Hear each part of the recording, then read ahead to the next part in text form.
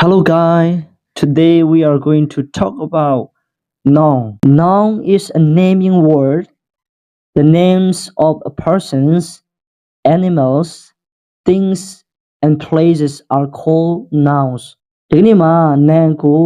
ရှုစွာနေနဲ့ကျွန်တော်တို့အတူတကွကြည့်မှာဖြစ်ပါတယ်။ Watching ကရှုမျိုးကျွန်တော်တို့လက်လာပြီးတဲ့နောက်မှာအင်မတန်အရေးကြီးတဲ့အရာနံပါတ်1အချက်ဖြစ်တဲ့ noun ကိုဒီကနေ့ကျွန်တော်တို့လက်လာမှာဖြစ်ပါတယ်။ noun ဟာအခုနောက်ကကျွန်တော်တို့ပြောခဲ့သလိုပဲအမည်လူနာမည်တွေဖြစ်တယ်လို့တနည်းနဲ့ပြောမှဆိုရင် direction တွေပစ္စည်းတွေနေရာတွေအဲ့တဲ့အရာတွေကိုကျွန်တော်တို့အမည်မှန်သမျှတနည်းနဲ့ပြောရမယ်ဆိုရင်အမည်မှန်သမျှကိုကျွန်တော်တို့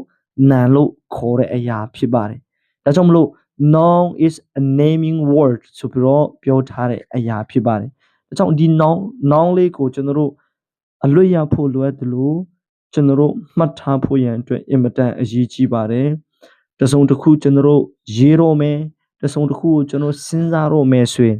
ဒီ noun ကအင်မတန်မှအရေးကြီးတဲ့အချက်ဖြစ်ပါတယ်။ဒီ noun ကိုကျွန်တော်တို့တီးရမယ့်အရာတွေထဲမှာပါဝင်ပါတယ်။ဒါဆိုရင် naming word လို့ပြောတဲ့အခါမှာ name of person လို့ပြောတဲ့အခါမှာ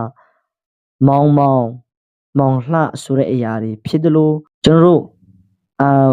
animals လို့ပြောတဲ့အခါမှာ dog cow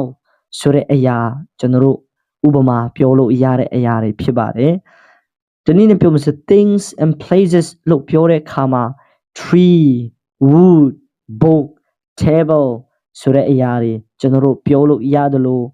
ရန်ကုန်မြန်မာဆိုတဲ့အရာတွေဒီအရာလေးတွေကသူ့ရဲ့ဥပမာလေးတွေဖြစ်ပါတယ်။ noun ရဲ့ဥပမာလေးတွေဖြစ်ပါတယ်။ဒါကြောင့်မလို့ဒီကနေ့မှာကျွန်တော်တို့သိဖို့ရန်အတွက် noun ဆိုတဲ့အရာကတော့အမည်တွေကို noun လို့ကျွန်တော်တို့ခေါ်ပါတယ်။ဒီနည်းနဲ့ပြောရမယ်ဆိုရင် name of person လို့ပြောတဲ့လူနာမည်တွေ animals တိရစ္ဆာန်တွေ things အရာဝတ္ထုတွေ places နေရာတွေကိုအားလုံးကို noun လို့ကျွန်တော်တို့ခေါ်တာဖြစ်ပါတယ်။ဒါကြောင့်အင်္ဂလိပ်စကားပြောတယ်လို့ကောင်း grammar ကိုတယ်လို့ကောင်းအခြေခံအဖြစ်ရချင်တဲ့သူတွေအတွက်